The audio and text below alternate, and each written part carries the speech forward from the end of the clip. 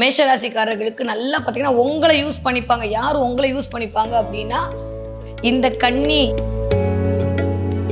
மேஷராசிக்காரர்கள் இவர்களிடத்தில் கொஞ்சம் கவனமாக இருக்க வேண்டும். டைரக்ட் எதிரின்னு சொல்லிட்டு எதிர்ப்பாங்க. இப்போ 2 விஷயம் இருக்குங்க. உனக்கு நான் தான் எதிரின்னு சொல்கிறவனை கூட நம்பிடலாங்க. ஆனால் துரோகத்தில் முதுகில் குத்துறான் பார்த்தீங்களா, அவனை நம்பவே முடியாது. அவனை தெரிஞ்சுக்கிறதும் ரொம்ப முக்கியம்.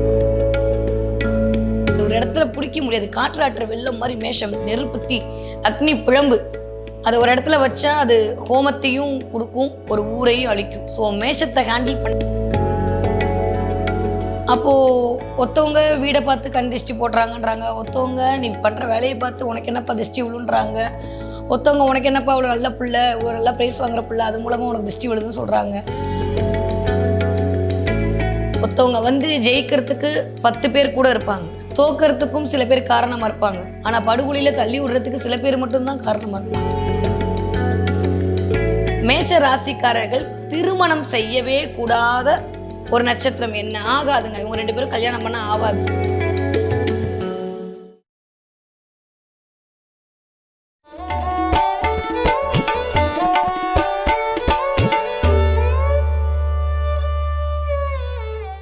உலகெங்கும் உள்ள ஐபிஎன் பக்தி நேயர்களுக்கு வணக்கம். நான் உங்கள் வித்யா கார்த்திக்.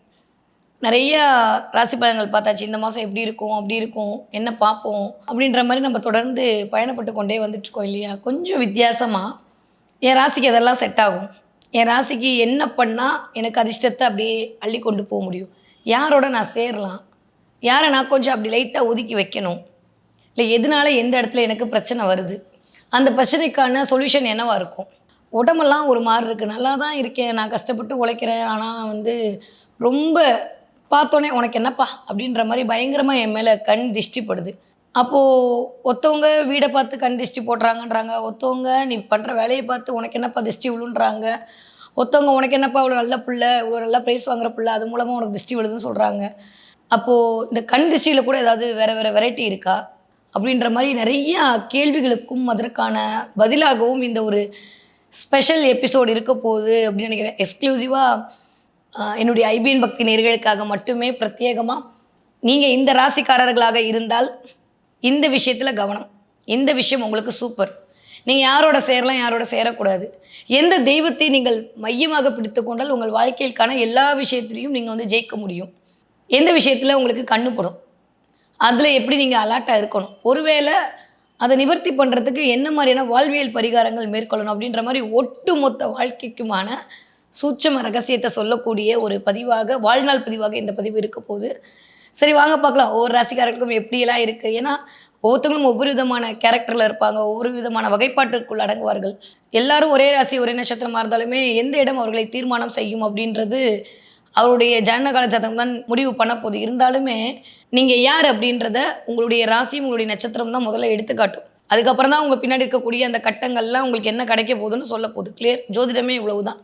அதனால தான் எல்லாருக்கும் இந்த ராசி நட்சத்திரத்து மேலே அவ்வளோ ஒரு க்யூரியாசிட்டி இருக்குது. அதுக்கு தேவைப்படக்கூடிய ஒரு விடயமாகவும் இருக்குது. ஒவ்வொரு ராசிக்காரர்களுக்கும் நான் சொன்ன இந்த விஷயம் எல்லாம் ஃபாலோ பண்ணி எப்படி வந்து லைஃப்பில் நம்ம ஜெயிச்சிடணுங்க, அவ்வளோதான். அதுக்கு மட்டும்தானே. எதுக்கு எல்லோரும் ராசி பலன் வீடியோ பார்க்குறோம்? இந்த மாதம் ஏதாவது நடந்துராதா, இந்த மாதம் நான் நினச்சது நடந்துராதா, இல்லை இந்த மாதம் எதில் நான் கவனமாக இருக்கணும், இந்த இடத்துல பிளானட் இப்படி இருக்கோ, இதை கொஞ்சம் நான் பார்த்து கிராஸ் பண்ணணுமோ அப்படின்ற ஒரு அவேர்னஸ் தானே ஜோதிடம், வழிகாட்டுதல் தானே ஜோதிடம். அந்த மாதிரியான ஒரு வாழ்நாள் வழிகாட்டியாக இந்த எபிசோட் இருக்க போது வாங்க போய் பார்க்கலாம். தன்னுடைய விடாமுயற்சியால் விஸ்வரூபம் எடுக்க காத்து கொண்டிருக்கும் என் மனதிற்கு பிடித்த மேஷராசிக்காரர்களுக்கு யார் பகைவராக இருப்பா, யார் நண்பனாக இருக்கா, யாரை நம்பலாம்? முதல்ல எனக்கான வேலை எதுவாக இருக்கும், எந்த ராசிக்காரர்களை நான் திருமணம் செய்யக்கூடாது, செய்யறதுன்றது நிறையா இருக்குங்க. இப்போது உங்களுக்கு பிடிச்சது அப்படின்னு கேட்டால் 100 விஷயம் சொல்லுவீங்க, பிடிக்காது அப்படின்னா 1-2 தான் வந்து வகைப்படுத்த முடியும் இல்லையா? அப்போ பிடிக்காது அப்படின்ற நெகட்டிவ் கொஞ்சம் இருக்கிறது தான் லைஃப்பில் சூப்பர். அந்த மாதிரி நம்ம ஒரு அவேர்னஸாக தான் இந்த வீடியோ எடுத்துகிட்டு போகிற மாதிரி யாரோடு நீங்கள் திருமணம் செய்யக்கூடாது, இல்லை யாரோடு உங்களுக்கான ஒரு பார்ட்னர்ஷிப் வேண்டாம், உங்களுக்கு எதிரி யார், துரோகி யார், நண்பன் யார், அதை தாண்டியும் இதெல்லாம் சமாளிக்கிறதுக்கான உங்களுக்கான எந்த தெய்வம் அருள் புரிய போகுது. நான் மேஷ ராசிக்காரன். நான் வந்து அஸ்வினியாக இருக்கலாம், நான் பரணியாக இருக்கலாம், கிருத்திகா இருக்கலாம், யார் வேணா இருக்கணும். நான் மேஷம் அப்படின்ற ஒரு பொதுப்படையான வீட்டிற்குள் நான் அடங்குகிற ஒரு ஆளுமையாக இருக்கிறேன். நான் யாரை ஃபஸ்ட்டு நம்பலாம், யார் எனக்கான துரோகிகளாக இருப்பாங்க அப்படின்னா, இதை ஒரு விஷயம் நல்லா புரிஞ்சுக்கோங்க. எப்பயுமே ஒன்றுக்கு ஒன்று பகை. உலகமே அப்படித்தானே. பாம்புன்னு இருந்தால் அது தவளையை சாப்பிட்டு தான் ஆகணும், சிங்கம்னு இருந்தால் மான வேட்டையாடி தான் ஆகணும், அப்போ அதுவும் மிருகம் தான், இதுவும் மிருகம் தான். அதுக்கு இதுக்கு செட் ஆகாது. அப்போ ஒன்று ஒன்றை வசைப்படுத்தி, ஒன்று ஒன்றை அடக்கி, ஒன்று ஒன்றை ஆளுமை செய்து தான் இந்த வாழ்வியல் சக்கரம் அப்படின்றது தொடர்ந்து நிகழ்ந்துட்டே இருக்கும். இதுதான் சுழற்சி முறை. இப்படி இருந்தா தான் வந்து உலகம் அழகா பரிணாமிக்கும். அந்த மாரி ஒண்ணுக்கு ஒண்ணு செட் ஆகாது. அதனால இவங்க மோசம், இவங்க நல்லவங்க அப்படின்றது கிடையாது. எனக்கு அது செட் ஆகாது. அப்ப எனக்கு எது செட் ஆகாது அப்படின்றத நான் தெரிஞ்சுக்கிட்டேன்னா, அந்த இடத்துல நான் கொஞ்சம் கவனமாக இருப்பேன். அடுத்த கேள்வி நான் சொல்றதுக்கு முன்னாடியே வந்துரும். ஐய்யய்யோ! இதே நீங்க சொல்ற ராசியில தான் என் வீட்டுக்காரர் இருக்காரு, என் பிள்ளைங்க இருக்காங்க, எனக்கு ரொம்ப தெரிஞ்சவங்க இருக்காங்க. அப்ப எனக்கு ஏதாவது பிரச்சனையா? அப்படின்னா, அந்த இடத்துல நம்ம எப்படி ஹேண்டில் பண்ணணும் அப்படின்றபோது, கொஞ்சம் அவர்களிடத்தில் சில விடயங்களை சொல்லுவதில் கொஞ்சம் நிப்பாட்டிக்கணும். அவங்க நம்ம கெட்டு போகணும்னு நினைக்க மாட்டாங்க. பட் ஆனா, அவர்களுடைய எனர்ஜி நம்மளுக்கு செட் ஆகாது. இந்த ஒரு கிளியரன்ஸோட இந்த வீடியோவ பார்க்க உள்ள வாங்க. ஓகே. மேஷராசிக்காரர்களுக்கு இயல்பாகவே புதனும், சனியும் கொஞ்சம் ஆம் எப்படி வளர்ந்துடுறேன், பார்த்துடுறேன் அப்படின்னு சொல்லக்கூடிய ஆட்களாக இருப்பார்கள். கன்னி அப்படின்ற வீடு மேஷத்துக்கு அறவே ஆகாத ஒரு வீடு. புதன் ஆளுமை இருக்கக்கூடிய புதன் நட்சத்திரமா இருக்கலாம், புதனுடைய தொடர்பு இருக்கக்கூடியவர்களாக இருக்கலாம், புதன் வீடான மிதுனமாவா இருக்கலாம், கன்னியாவும் இருக்கலாம், அதே மாதிரி மகரமா இருக்கலாம், கும்பமா இருக்கலாம். மேஷ ராசிக்காரர்கள் இவர்களிடத்தில் கொஞ்சம் கவனமாக இருக்க வேண்டும். டைரக்ட் எதிரின்னு சொல்லிட்டு எதிர்ப்பாங்க. இப்போ 2 விஷயம் இருக்குங்க. உனக்கு நான் தான் எதிரின்னு சொல்றவன கூட நம்பிடலாங்க.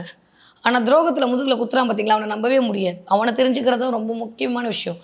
இந்த மகரமும் சரி, கும்பமும் சரி, நான் தான் உனக்கு எதிரின்னு சனி டைரக்ட்டா செவ்வாய், சனி டைரக்ட் பகை. அதனால சொல்லிட்டு போயிட்டே இருப்பாங்க. நிறைய மகர ராசிக்காரர்கள், மேஷ ராசிக்காரர்களுக்கு ஏதோ ஒரு விதத்துல எதிரியா இருப்பாங்க. இல்ல பொறாமைப்படக்கூடியவர்களா இவரை பார்த்து போட்டி போடக்கூடியவர்களா இருப்பாங்க. உங்கள பார்த்து போட்டி போடுறவங்க, பொறாமப்படுறவங்கலாம் யாருன்னு பார்த்தீங்கன்னா, இந்த கேட்டகரியில வரக்கூடிய ஆட்களாக இருப்பார்கள். ஆனா உங்ககிட்ட இருக்கிற ஏதோ ஒண்ணு அவங்க கிட்ட இல்ல. அதனால தான் அவங்க பொறாமப்படுறாங்க. சரியா? நீங்க அத பெருசாலாம் யோசிச்சுக்க வேணாம். ஆனா, இது டைரக்ட்டா நான் தான் உனக்கு இப்படின்றத அவங்க வந்து அவங்களுடைய செயல்கள்ல ஏதோ ஒரு ரூபத்துல, ஏதோ ஒரு தன்மையில காட்டி விடுவார்கள். அதே மாரி முதுகுல குத்துற ஆட்கள் யாராக இருப்பார்கள் அப்படின்னா, அந்த புதனின் ஆளுமை மிகுந்த ஆட்கள். புதன்னாலுமே டிராமாட்டிக்குங்க. மேஷம்னாலே ஸ்பீடு 2க்குமே ஆகாது. மேஷத்துக்கு டிராமா போட தெரியாது. புதனுக்கு ஸ்பீடா இருக்க தெரியாது. இது மதியால வேலை செய்யும், இது உடம்பால வேலை செய்யும். அப்ப இவர்கள் 2 பேருக்குமே ஆகுமா அப்படின்னா ஆகாது. அப்போ உங்களுடைய நட்பு வட்டத்திலேயோ, இல்ல உங்களுக்கு இதுவரைக்கும் யாராவது பிரச்சனை பண்ணக்கூடிய ஆட்களாக இருந்தார்கள் அப்படின்னா, எடுத்து பார்த்தீங்கன்னா, அவர்கள் புதனுடைய ஆளுமைக்குள் வந்திருப்பார்கள். அப்ப அது கன்னியா இருக்கலாம், இல்ல மிதுனமா இருக்கலாம், இல்ல ரேவதி, ஆயில்யம், இந்த பக்கம் பார்த்தீங்கன்னா கேட்டை, இந்த நட்சத்திரங்களோடு கனெக்ட் ஆகிறவங்களா இருக்கலாம். அப்ப இந்த நட்சத்திரக்காரங்க நிஜமாவே அவங்க தனிப்பட்ட முறையில் அவர்கள் நல்லவர்கள். நீங்க அத போட்டு இத குழப்பிக்காதீங்க. இந்த நட்சத்திர நாள்கள்ல நீங்க சில விஷயங்கள செய்கிறத தவிர்த்துருங்க. நம்ம மனிதருக்குள் போ வேணாம். இந்த நட்சத்திரங்கள், இந்த காரகத்துவம் நம்மளுக்கு ஆகாது. ஸோ அதனால மேஷ ராசிக்காரர்கள் இந்த நட்சத்திர நாள்ல எந்த நல்ல காரியமும் பண்ண வேண்டாம். அதே மாரி புதன்கிழமையும், சனிக்கிழமையும் தயவு செஞ்சு அவாய்ட் பண்ணிடுங்க. புதன்கிழமை மேஷ ராசிக்காரங்க என்ன வேலை பார்த்தாலும் பிரச்சனை. புதன்கிழமைனா வீட்ல பிரச்சனை வரும், சனிக்கிழமை வெளியில பிரச்சனை வரும். நீங்க நல்லா நோட் பண்ணி பார்த்தீங்கன்னா இது தெரியும். அப்போ புதன்கிழமையும், சனிக்கிழமையும் வாக்குவாதத்தை தவிர்த்து விடுங்க. புதன்கிழமை நீங்க என்னதான் சொன்னாலும் அவங்க உங்கள ஆர்கியூ பண்ணி, உங்கள டாமினேட் பண்ணி வீட்டுக்குள்ள அப்படியே அடக்கி உட்கார வச்சுருவாங்க. சனிக்கிழமை நீங்க வெளியில எது பேசினாலும் அது வம்பு தும்புல தான் வந்து நிக்கும். அதனால புதன்கிழமையும், சனிக்கிழமையும் மேஷ ராசிக்காரர்கள் அறவே தவிர்த்து விடுங்க. எந்த நல்ல காரியம் பண்றதுக்கும் இந்த 2 நாளுமே வேண்டாம் நம்மளுக்கு. அதே மாரி மேஷ ராசிக்காரர்களுக்கு மறைமுகமான ஒரு எதிரி யாராக இருப்பார்கள்னா, அதுவே தான் 8ஆம் இடமா வரனால விருச்சிக ராசிக்காரர்கள்ட்ட ரொம்ப கவனமா இருக்கணும். அதாவது ஒரு விஷயம் இருக்குங்க. ஒருத்தவங்க வந்து ஜெயிக்கிறதுக்கு 10 பேர் கூட இருப்பாங்க. தோக்கறதுக்கும் சில பேர் காரணமா இருப்பாங்க.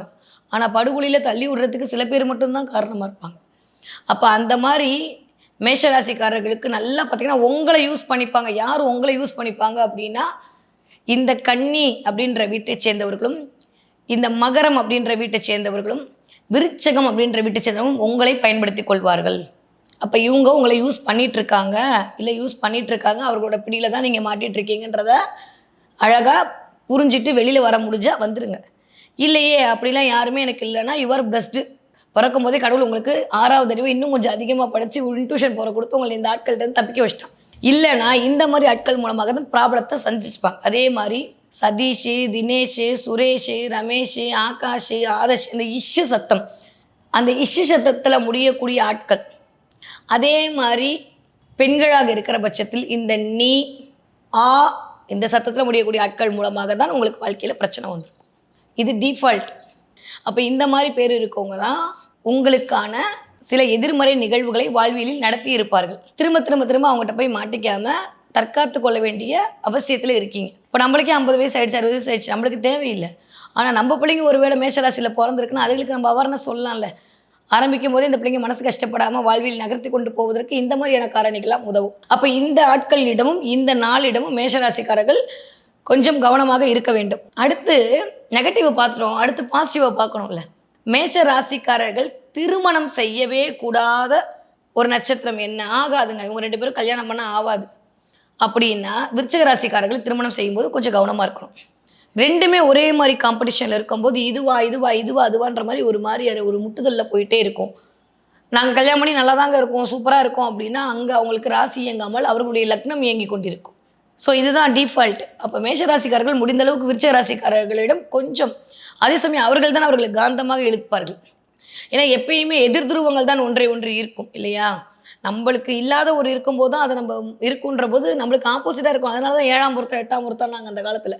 அப்போ விருச்சிக ராசிக்காரரிடம் கொஞ்சம் கவனமாக, திருமணம் அப்படின்ற இடத்துல ரொம்ப ரொம்ப கவனமாக இருக்கணும். விருச்சிக ராசிக்காரர்கள் திருமணம் செய்வதை மேஷ ராசிக்காரங்க அவாய்ட் பண்ணிவிடுங்க. அது எப்பேற்பட்ட வர்ணம் இருந்தாலும் அது வேண்டாம். அது பிரச்சனைக்குள்ளும் சண்டைக்குள்ளும் உங்களுக்கான பிரிவையும் தான் கொண்டு வந்து கொடுக்கும். அதனால் அதுக்குள்ளே நீங்கள் போகவே போகாதீங்க. ஸோ மேஷராசிக்காரர்களை பொறுத்த வரைக்கும் எனக்கான தெய்வ வழிபாடு என்னவா இருக்கும்? எல்லாரும் சில பேர் முருகன்றாங்க, சில பேர் நீங்களே சொல்கிறீங்க 2ஆம் இடத்துல இருக்கக்கூடிய லட்சுமி இயக்குன்றீங்க, சில பேர் இல்லை 11ஆம் இடம் தான் உபாசன தெய்வம், உபாசனையை பிடிச்சிக்கின்றாங்க. அப்போ வந்து நான் என்ன தெய்வத்தை வந்து வழிபாடு செய்துட்டு போனது எனக்கு சக்ஸஸ் ஆகும் அப்படின்னு நீங்கள் கேட்கக்கூடிய ஆட்களாக, இல்லை ஒரு எதிர்பார்ப்போடு இந்த வீடியோவை பார்க்குறீங்க அப்படின்னா இதை நல்லா ஞாபகம் வச்சுக்கோங்க. எப்பயுமே உபாசனை தெய்வம் என்பது 11ஆம் இடத்தை வைத்து எடுக்கப்படுகிறது. அதை நீங்கள் மந்திர உச்சாடனம் செய்யும்போது, அதை நீங்கள் நினைக்கும் போது, உபாசிக்கும் போது உங்களுக்கான சித்தி பெறும். ஆனால் டேக் சம் டைம். 2ஆம் வீட்டு அதிபதியை வந்து நீங்கள் பண்ணுறீங்கன்னா பண வரவை மட்டும் கொடுக்கும். ஆனால் மற்றதெல்லாம் பணம் மட்டும் இருந்துட்டா போதுமா? நிம்மதி, பெயர், புகழ், அந்தஸ்து, கௌரவம், செல்வாக்கு, சொல்வாக்கு, கீர்த்தி புரிஞ்சிருக்குமே. இதெல்லாம் வரக்கூடிய இடம் இது 5ஆம் இடம் தான். 5ஆம் இடத்தோட முதல் வேலையே உங்களுடைய தெய்வ கடாட்சத்தை கொடுக்கக்கூடியது. இறையருள் தான் 5ஆம் இடம். அப்போ ஒவ்வொரு ராசிக்காருக்கும் அவருடைய 5ஆம் இடத்து தெய்வத்தை நீங்கள் இயக்கும் போதுதான் உங்களுக்கான தடைகளுக்கான நிவர்த்தியும், பண வரவும், பெயரும், புகழும், அந்தஸ்தும், செல்வாக்கும், சௌபாகியமும் உங்களை தேடி வரும். அப்போ மேஷராசிக்காரங்களை பொறுத்த வரைக்கும் இந்த 5ஆம் இடத்து அதிபதி மேஷ லக்னம் இல்லை மேஷராசி யாராவது இருங்க. அடுத்த கேள்வி வரும், இல்லை லக்னமா ராசியா? 2யுமே பிடிச்சிக்கோங்க, ஒன்றும் பிரச்சனை. வேற தான் 2யுமே பிடிச்சிக்கோங்க. ஒரே ராசி ஒரே லக்னமாக இருந்தால் ஒரு ஆளே போதும். ஸோ மேஷராசிக்காரர்களை பொறுத்த வரைக்கும், இல்லை மேஷ லக்னக்காரர்களை பொறுத்த வரைக்கும் நீங்கள் எந்த தெய்வத்தை பிடித்துக்கொள்ளலாம்? முதல்ல முருகப்பெருமான் வழிபாடு. பழனிமலை முருகன் மாதிரியான உங்களுக்கு அருள் பாவனை செய்யக்கூடிய தெய்வம் இன்னொருத்தர் வந்து தான் செய்யணும். அதனால் முருகப்பெருமான் வழிபாடு மிகச்சரியான ராஜயோகத்தை கொடுக்கும். கண்டிப்பாக மேஷராசிக்காரங்க வீட்டில் வேல் இருக்கும், இல்லை வேலையை வைத்து நீங்கள் பூஜை செஞ்சீங்கன்னா லைஃப்பில் ஜெயிச்சிடுவீங்க. சின்ன சூட்சமும் போதும். அதே மாதிரி 5ஆம் இடம் என்று சொல்லக்கூடிய வீடே சிம்ம வீடு. சிம்மம் அப்படின்னாலே அங்கே சிக்கோல்ட்டு போட்டால் யார் வருவா? நம்பால் சிவன் தான் வருவார். சிம்ம வீட்டு எந்த சிவன் கோவிலுக்கும் மேஷ ராசிக்காரர்கள் ஞாயிற்றுக்கிழமை அன்னைக்கு போயிட்டு வரும்போது தேவையில்லாத உங்களுக்கான களங்கத்திலிருந்து வெளில வருவீங்க. ஏன்னா மேஷ ராசிக்காரர்களுக்கு எதில் தெரியுமாங்க கண்ணு படும்? அவங்களுடைய வேலையை பார்த்து தாங்க கண்ணே படும். நம்ம வேலையே இல்லாமல் வெட்டியாக உட்காந்துருப்போம், நம்மளுக்கு தான் தெரியும். ஆனால் ஐயோ இவன் இப்படி வேலை பார்க்குறான், இவனுக்கு இவ்வளோ காசு வருது, இவனுக்கு அதை பொறுத்து அவங்க பண்ணுற வேலையை பார்த்தீங்கன்னா 6ஆம் இடம் தான் வந்து அவர்களுக்கு வேலை. அப்போ அவங்க பண்ணுற வேலை, அவங்க பண்ணுற சர்வீஸு, அவங்கள பார்த்து பொறாமப்படுறதுக்கு ஆட்கள் கூடவே இருப்பாங்க. அது மூலமாக அவர்களுக்கு கண் திருஷ்டி விழும். அப்போ மேஷராசிக்காரங்க ஞாயிற்றுக்கிழமை அன்னைக்கு சிவன் கோவிலுக்கு போயிட்டு வர்றது அப்படின்றது உங்களுக்கு மிகச்சரியான ராஜயோகத்தை வாழ்நாள் முழுமையும் கொடுக்கும். அதுவும் எக்ஸ்பெஷலி மலைமேல் இருக்கக்கூடிய சிவன், திருவண்ணாமலையில் இருக்கக்கூடிய அருணாச்சலேஸ்வரரை போய் வருஷத்துக்கு ஒரு தடவையாவது மேஷராசிக்காரங்க பார்த்துட்டு ஒரு கிரிவலம் போயிட்டு வந்து பாருங்கள். அடுத்த வருஷமே உங்கள் வாழ்வியல் மாறுங்க, சத்தியமாக நடக்கும். இதுதான் சூட்சம்.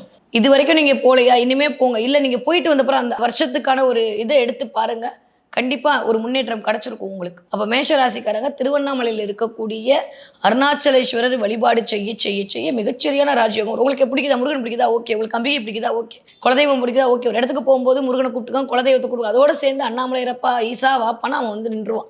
சிவன் வழிபாடு சிந்தை நிறைவிக்கும். அதே மாதிரி அந்த படத்தை பார்த்தீங்கன்னா அண்ணாமலையர் உண்ணாமலை அம்பையோடு மேல் அப்படியே ஒரு தீப ஜோதி தெரிகிற மாதிரியான ஒரு படம் இருக்கும். மலை மேலே இருக்கக்கூடிய தீபம் ஏற்றக்கூடிய தன்மை. இந்த ஒளியை பார்த்துட்டு நீங்கள் போனீங்கன்னா போகிற காரியம் சக்ஸஸ். அவ்வளோதான், சிம்பிள். அதனால ஜோதிடம் என்பது பயமுடுத்துகிற விஷயமே இல்லைங்க, வழிகாட்டுற விஷயம் தான். இந்த சின்ன சின்ன விஷயத்தை நீங்கள் ஃபாலோ பண்ணிட்டு போனாலே உங்களுக்கான வாழ்வியல் வசப்படும், வசந்தமாக மாறும். அப்போ இந்த அண்ணாமலையருடைய படத்தை நீங்கள் வைத்து உங்கள் பாக்கெட்டில் வச்சுக்கிறது, இல்லை உங்கள் வீட்டில் வச்சுக்கிறது, இல்லை வீட்டில் ஒரு ஃபோட்டோ வச்சுக்கிறது, வருஷத்துக்கு ஒரு தடவை அண்ணாமலையார் கோயிலுக்கு போயிட்டு வரது எல்லாமே மேஷராசிக்காரர்களுக்கு மிகச்சரியான ராஜயோகத்தை கொண்டு வந்து கொடுக்கும். மேஷராசிக்காரர்களை பொறுத்த வரைக்கும் நிறைய முந்திரி பருப்பை தானம் கொடுங்க. முந்திரி ஸ்வீட்ஸ் இருந்தால் யாருக்காவது வாங்கி கொடுங்க. மில்க் ஸ்வீட்ஸ் யார் வீட்டுக்காவது போகும்போது கொண்டு போய் கொடுங்க. பணம் அப்படின்ற விஷயத்தில் இருக்கக்கூடிய தடைகள்லாம் டக்கு டக்கு டக்குன்னு நிவர்த்தி ஆகிடும். முடிஞ்ச அளவுக்கு தண்ணீர் தானம் செய்யுங்க. மேஷராசிக்காரங்க எவ்வளோ தண்ணீர் தானம் செய்றீங்களோ அந்தளவுக்கு விரயத்துலேருந்து தப்பிச்சுப்பீங்க. மேக்ஸிமம் ஒருத்தவங்க குடிக்கிறதுக்கு ஒரு தண்ணி வாங்கி தர்றது, நீங்க அன்னதானம் பண்றத விட தண்ணீர் தானம் பண்ணி பாருங்க. மேஷராசிக்காரங்க வாழ்க்கையில ஜெயிச்சுடுவீங்க. வேலை அப்படின்ற இடத்துலயும் நீங்க பண்ணக்கூடிய விஷயத்தையும் முன்கூட்டி யார்கிட்டயும் சொல்லாம இருக்கிறது மேஷராசிக்காரர்களுக்கு குடுக்கும். இல்ல யார்ட்டயாவது சொல்லிட்டீங்கன்னா, அது அப்படியே நீங்க செய்யறதுக்கு முன்னாடியே அந்த விஷயம் காசிப்பா மாறி, அது செய்ய விடாம அப்படியே உங்கள நிப்பாட்டி வச்சுரும். அதனால யாரிடமும் நீங்கள் ஆரம்பிக்கும்போது எந்த விஷயத்தையும் சொல்லாம இருக்கிறது, அதே மாரி உங்க வேலைய பத்தியான ஒரு பிரகடனப்படுத்தாம இருக்கிறது மேஷராசிக்காரர்களுக்கு கண் திருஷ்டியிலிருந்து தப்பிச்சுக்கலாம். வரக்கூடிய எபிசோட்லலாம் இன்னும் நிறைய மேஷராசிகளுக்கான சுவாரஸ்யமான தகவல்கள் பற்றி பார்ப்போம். நன்றி, வணக்கம்.